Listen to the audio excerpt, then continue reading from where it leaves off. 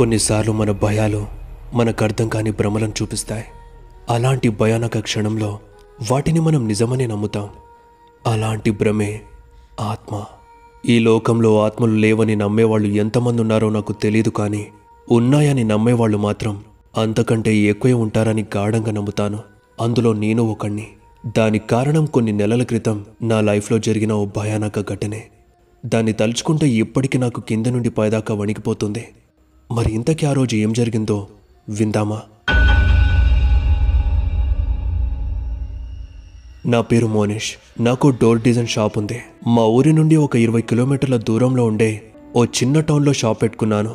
రోజు ఉదయాన్నే షాప్కి వెళ్ళడం, పనంతా అయ్యాక ఇంటికి వెళ్ళడం జరిగేది. ఒక్కోసారి అర్జెంటుగా చేయాల్సిన డోర్స్ ఉంటే మాత్రం రాత్రంతా షాప్లోనే ఉండిపోవాల్సి వచ్చేది. నా షాప్ పక్కనే dead body freezer box shop ఉండేది. ఆ షాప్ అన్న పేరు భూపాల్. నేను మామూలుగానే అందరితో ఈజీగా కలిసిపోయే రకం. అలానే అన్నతో కూడా చాలా ఫ్రెండ్లీగా ఉండేవాడిని.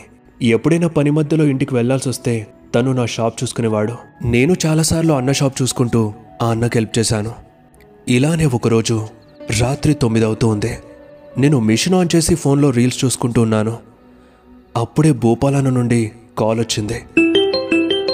ఆ అన్న ఈరోజు ఉదయమే శ్రీశైలం వెళ్తూ ఆ షాప్ అలాగే అంబులెన్స్ కీస్ నా చేతికిచ్చి వెళ్ళాడు. ఇప్పుడు ఎందుకు చేస్తున్నాడో ఏమో అనుకుంటూ కాల్ ఎత్తాను. రే మోను, షాప్ దగ్గరే ఉన్నావా అని అన్న అడిగితే అవునని చెప్పాను. దానికి ఆ అన్న, మోను నువ్వేమనుకోకుండా జర అంబులెన్స్ తీసుకొని టౌన్లోని గవర్నమెంట్ ఆసుపత్రికి వెళ్తావారా? అక్కడ ఒక అమ్మాయి చనిపోయింది. ఆమెని ఫ్రీజర్ బాక్స్లో పెట్టి తాండాలోని వాళ్ళ ఇంటికి తీసుకొని పోవాలి. వాళ్ళు నాకు చాలా కావాల్సిన వాళ్ళరా, అందుకే నీకు చెప్తున్నా. టైంకేమో నేను ఊర్లో లేను, లేదంటే జర ఏమనుకోకుండా వెళ్ళరామోను అని అన్న అడిగేసరికి నాకేం చెప్పాలో తెలియడం లేదు. ఏదో ఒకప్పుడు బైక్ కార్ నడపాలని ఆశ ఉండడంతో అన్నీ నేర్చుకున్నా. ఇప్పుడు అదే నన్ను ఇరికిస్తుందని అనుకోలేదు. మామూలుగా అంటే వెళ్ళగలం, కానీ ఫ్రీజర్ బాక్స్లో ఒంటరిగా ఒక అమ్మాయి శవాన్ని పెట్టుకొని ఎలా వెళ్ళాలి? అంతేకాకుండా ఆ వ్యాన్లో శవముఖం సీట్ పక్కకే వచ్చేలా ఉంటుంది ఆ బాక్స్. ఇవన్నీ ఆలోచిస్తూ సైలెంట్ అయిపోయేసరికి, మోను, రే మోను ఉన్నావా? ఏం చెప్పవేంద్రా? చెప్పు, పోతావా లేదా? నేనెప్పుడు ఇంత అడగలేదు, ఇప్పుడు అడుగుతున్నా. కొంచెం ఆలోచించరా, పోతావా లేదా చెప్పు అని భూపాలన్న గట్టిగా అడిగేసరికి పోతానే ఒప్పేసుకున్నాను. అప్పటికే మిషన్ పని కూడా అయిపోవడంతో షాప్ మూసేసి అంబులెన్స్కి తీసుకొని డోర్ తీసి స్టార్ట్ చేశాను. అలా కొంచెం ముందుకు వెళుతూ పక్కనే ఉన్న డెడ్ బాడీ ఫ్రీజర్ బాక్స్ని ఓసారి చూశాను. కూర్చున్న సీటు ఒక్కసారిగా వేడెక్కేలా కింద నుండి భయం మెల్లిగా స్టార్ట్ అయింది. ఇక దాని వైపు కూడా చూడకుండా స్పీడ్గా గవర్నమెంట్ ఆసుపత్రికి వెళ్ళి భూపాలని ఇచ్చిన నంబర్కి కాల్ చేశాను. వాళ్ళు ఎమర్జెన్సీ వార్డ్ దగ్గరికి రమ్మన్నారు. వ్యాన్ తీసి అటెళ్ళి కిందకు దిగాను. హాస్పిటల్ బయటంతా చాలా ప్రశాంతంగా ఉంది. అప్పటికే టైం దాదాపు 10 దాటిపోయింది. ఈ టైంలో ఇలాంటి చిన్న టౌన్లో జనాలు పెద్దగా బయట తిరగరు. పైగా హాస్పిటల్ కావడంతో కేవలం నేను, ఆ అంబులెన్స్లోని ఫ్రీజర్ బాక్స్, మాతో పాటు ఎదురుగా చిన్నగా వెలుగుతున్న వీధి ల్యాంప్ కింద పడుకొని నన్ను అదోలా చూస్తున్న కుక్క మాత్రమే ఉంది. అప్పుడే హాస్పిటల్ లోపల నుండి ఏడుపులు వినిపిస్తూ బయటకొస్తున్నాయి. కొంతమంది ఆడవాళ్ళు ఏడుస్తూ బయటకొస్తున్నారు. వాళ్ళ వెనకే స్ట్రెచర్ పైన తెల్ల బట్ట కప్పిన శవాన్ని వ్యాన్ దగ్గరికి తెస్తూ ఉన్నారు.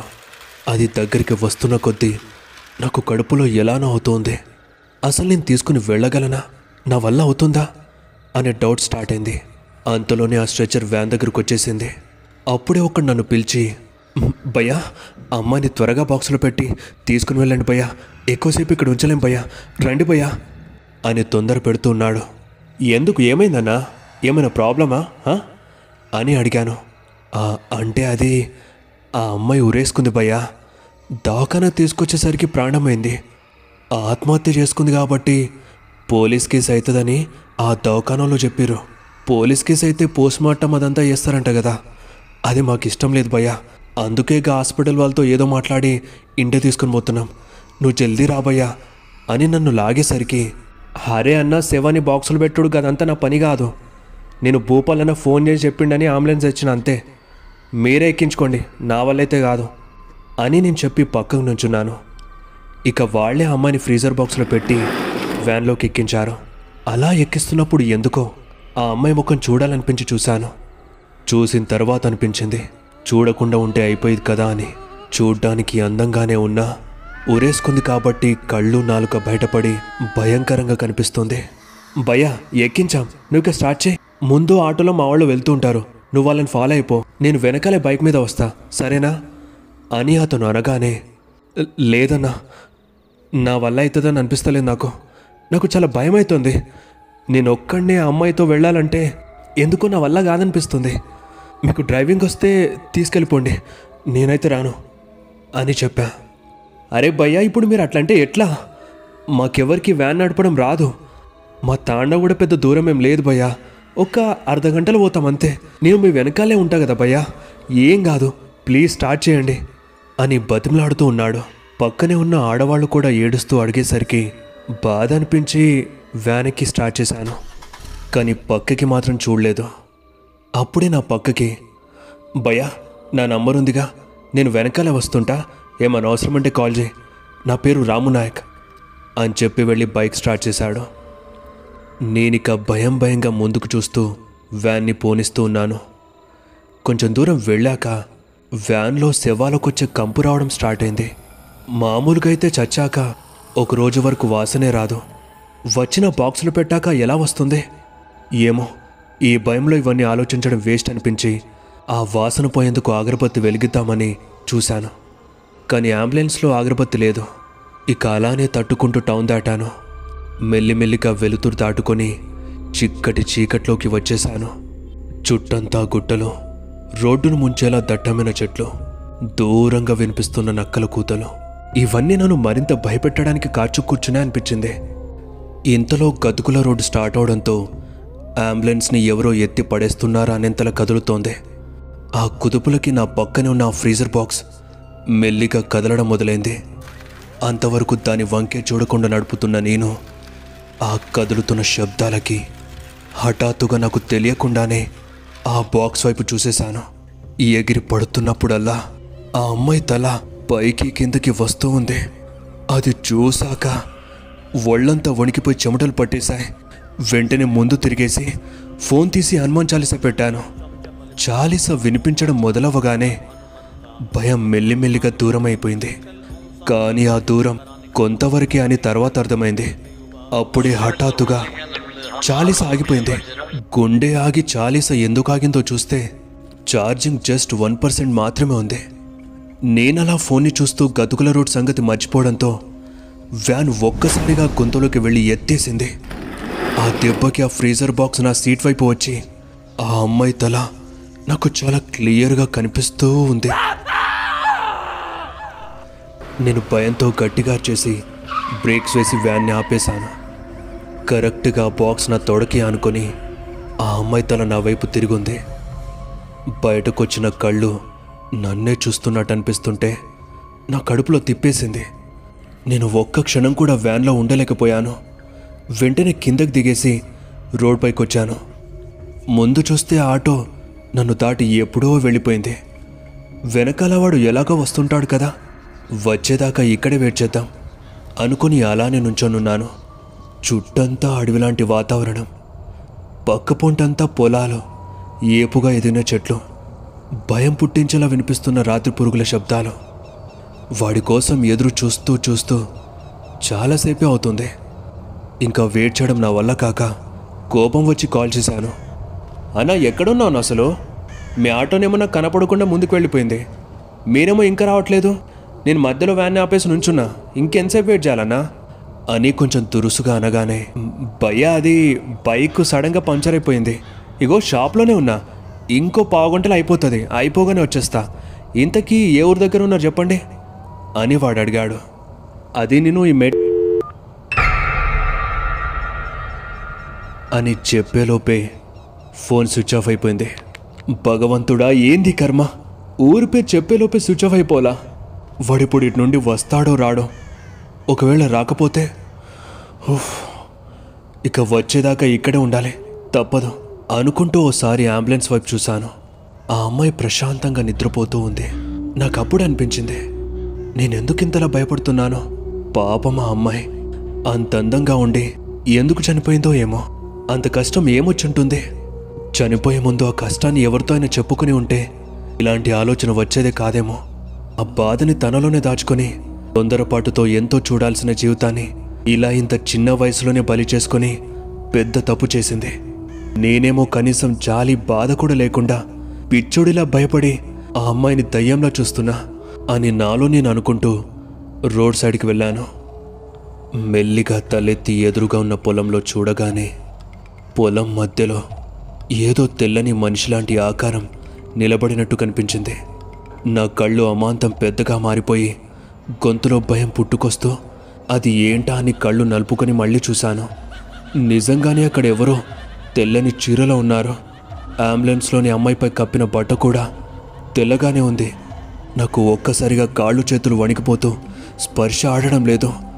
గొంతు కూడా ఆరిపోయింది. కొంపదీసి ఇది అది కాదు కదా అనుకుని వెంటనే అంబులెన్స్ దగ్గరికి వెళ్ళి చూశాను. ఆ అమ్మాయి శవం బాక్స్లో అలానే ఉంది. మళ్ళీ అక్కడికి వెళ్ళి చూస్తే ఆ మనిషి కూడా అక్కడే ఉంది. ఒకవేళ అది దిష్టిబొమ్మేమో. రాయి వేసి చూద్దాం అనుకుని రాయి తీసుకుని దాని పైకి విసిరాను.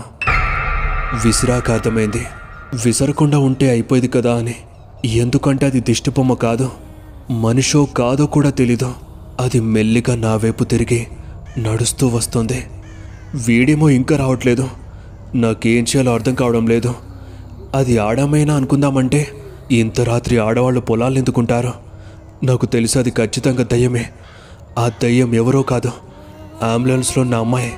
చూస్తూ చూస్తూ ఉండగానే ఆ తెల్ల చీరలోని ఆకారం దగ్గరకు వచ్చేస్తుంది. నేనిక అక్కడ ఉండలేక వెనక్కి పారిపోతున్నాను. కొంచెం దూరం వెళ్ళేసరికి ఎదురుగా రోడ్పై లైట్ కనిపించింది. అది తీరా నా దగ్గరకు చాగింది. చూస్తే రాము నాయక్. భయ్యా ఏమైంది, ఏడిపోతురు అని అడిగాడు. అరే ఎంతసేపన్నా మీకు రావడానికి? కొంచెం సేపు అయితే ఆ దయ్యం నన్ను చంపేసేది అని దమ్ము తీస్తూ చెప్పేసరికి, ఏదేం భయ్యా, ఏం మాట్లాడుతున్నావు, ఎక్కడ చూపి పదా అని వాడు బైక్ ఎక్కమన్నాడు. నేను మళ్ళీ అటు సైడ్ రానని ఎక్కనని మొత్తుకున్నా. అయినా వాడు ధైర్యం చెప్పి ఎక్కమన్నాడు. సరే అని భయంగానే ఎక్కి వ్యాన్ ఆపిన దగ్గరికి తీసుకెళ్లాను. అప్పుడే ఆ తెల్ల చీరలో ఉన్న ఆకారం మాకు ఎదురుగా వస్తూ ఉంది. అన్నా అదిగో ఆ దయ్యం అని చూపగానే వాడు నేరుగా ఆకారం దగ్గరికి వెళ్ళి బైక్ని ఆపేశాడు. బైక్ లైట్ ఆకారంపై పడగానే నాకు క్లియర్గా కనిపించింది. అప్పుడు అర్థమైంది అది దయ్యం కాదు, ఒక ఆడామె అని. అంతేకాకుండా కొంచెం దూరంలో ఒక మగాడు లుంగి సర్దుకుంటూ ఆమె వెనకాలే వస్తూ ఉన్నాడు. ఇప్పుడు ఓకేనా భయ్యా, క్లియర్ అయిందా దయ్యం కాదని? వెళ్ళి స్టార్ట్ చేయండి, నేను మీ పక్క పొండే వస్తాను అని చెప్పాడు.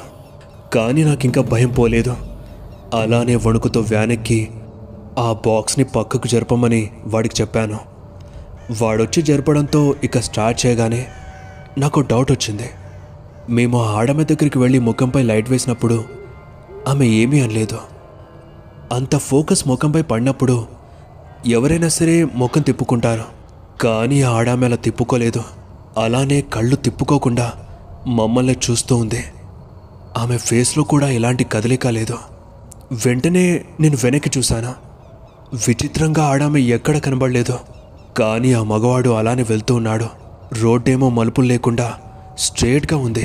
మరి ఆమె ఎటుపోయి ఉండొచ్చు? భయ్యా ఇంకేం ఆలోచిస్తున్నావు భయ్యా, పోనీ అని వాడు అనేసరికి స్టార్ట్ చేసి పోనిచ్చా. ఒక అరగంట తర్వాత మొత్తానికి వాళ్ళ తాండా వచ్చింది. ఇంటి దగ్గరికి వెళ్ళేసరికి జనాలంతా గుమిగూడి ఏడుస్తూ ఉన్నారు. నేను అంబులెన్స్ని ఇంటి ముందు ఆపగానే వాళ్ళొచ్చి అమ్మాయి శవాన్ని కిందకు దింపుకొని ఇంట్లోకి తీసుకుని వెళ్ళారు. అలా వెళ్తున్న అమ్మాయిని చూశాక అప్పుడు నిజంగానే నా కళ్ళల్లో నీళ్లు తిరిగాయి. ఇప్పుడు నేను తిరిగి షాప్కి వెళ్ళాలి. ఫోన్లోనేమో ఛార్జింగ్ లేదు. వాళ్ళని అడుగుదామంటే ఈ టైంలో అడగాలో లేదో అర్థం కాలేదు. సరే ఇప్పుడు వ్యాన్లో ఎలాగో శవం లేదు కదా, భయపడే అవసరమే లేదు. ఎంత స్పీడ్గా వెళ్ళగలిగితే అంత స్పీడ్గా వెళ్ళిపోదాం అనుకుని తిరిగి స్టార్ట్ చేశాను. ఆ తాండా దాటి మెయిన్ రోడ్ పైకి రాగానే సడన్గా వ్యాన్ వెనకాల ఆ అమ్మాయి లాంటి ఆకారం కనిపించింది. నేను వెంటనే ఆపేసి వెనక్కి చూస్తే ఎవరూ లేరు. ఇంతవరకు ఆ అమ్మాయి నా మైండ్లోనే ఉండడంతో అలా కనిపించి ఉంటుంది అనుకొని భయాన్ని లోపలిని ఉంచేసి తిరిగి స్టార్ట్ చేసి పోనిచ్చాను. అలా కొంత దూరం వెళ్ళగానే ఇందాక ఎక్కడైతే వ్యాన్ని ఆపానో అక్కడికి వచ్చాను. ఎందుకో తెలీదు, ఇక్కడికి రాగానే భయం ఎక్కువైపోతూ వ్యాన్ స్లో అయిపోతూ ఉంది. అంతలో అప్పుడు కనిపించిన ఆడామే మళ్ళీ అలానే రోడ్ సైడ్ వెళ్తూ కనిపించింది. ఈసారి నన్ను తల తిప్పకుండా అలానే చూస్తూ నడుస్తుంది. ఎక్కడ వ్యాన్ వెనక వస్తుందో అని భయం వేసి ఆమె వైపు కూడా చూడకుండా స్పీడ్ పెంచాను. కొద్ది దూరం వెళ్ళగానే మళ్ళీ అదే గతుకుల రోడ్డు. నాకప్పుడే అమ్మాయి శవం గుర్తొచ్చి ఆ బాక్స్ వంక చూశాను. ఆ బాక్స్లో అమ్మాయి తల అప్పుడు ఎలా కనిపించిందో ఇప్పుడు కూడా అలానే కనిపించింది. నేను భయంగా వంగి బాక్స్లో చూస్తే ఇప్పుడు అక్కడ ఏమీ లేదు. అమ్మయ్య అనుకునే లోపే హే చోరా అని నా గొంతును ఎవరో పట్టుకున్నారో. గుండె ఆగిపోయి పక్కకు చూస్తే అదే ఆడామే వ్యాన్ బయట నిలబడి వెకిలిగా నవ్వుతూ నా గొంతు పట్టుకుని, హే చోరా, నన్ను మా ఊర్లో దింపుతావా? దించితే నీకు కావాల్సింది ఇస్తాను. నా దగ్గర చాలా ఉంది. దించుతావా లేదా చెప్పు, దించుతావా చోరా అని అడిగేసరికి నా ఒళ్ళంతా చల్లగా అయిపోయింది. నేనిక ఆమెని పక్కకు దొబ్బేసి వ్యాన్ తుక్కుతుక్కైనా పర్లేదు, నా ప్రాణాలు తగ్గితే చాలు అనుకొని స్పీడ్గా పోనిచ్చా.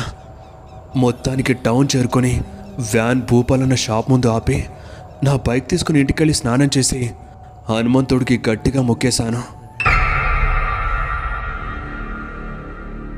కానీ నాకు ఇప్పటికి అనిపిస్తుంది ఆ రోజు జరిగింది భ్రమనా లేక నిజమా అని.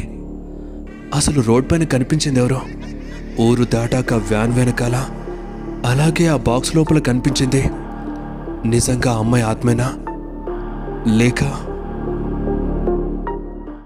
మీరు కూడా సపోర్ట్ చేయాలి అనుకుంటే జాయిన్ బటన్ పై క్లిక్ చేసి మెంబర్షిప్ తీసుకోండి. దీనివల్ల మీకు ఎక్స్క్లూజివ్ కంటెంట్ కూడా లభిస్తుంది. ఒకవేళ మీరు మన ఛానల్ని కొత్తగా విజిట్ చేసినట్లయితే ఇప్పుడే సబ్స్క్రైబ్ చేసి కేసీడబ్ల్యూ మల్టీవర్స్లోకి విచ్చేయండి. ఇక్కడ horror, crime, suspense, thriller, scary science fiction, ancient fantasy, horror, love, emotional, creepy drama ఇంకా మరెన్నో న్యూయెస్ట్ స్టోరీస్తో మిమ్మల్ని సరికొత్త లోకంలోకి తీసుకెళ్తాను.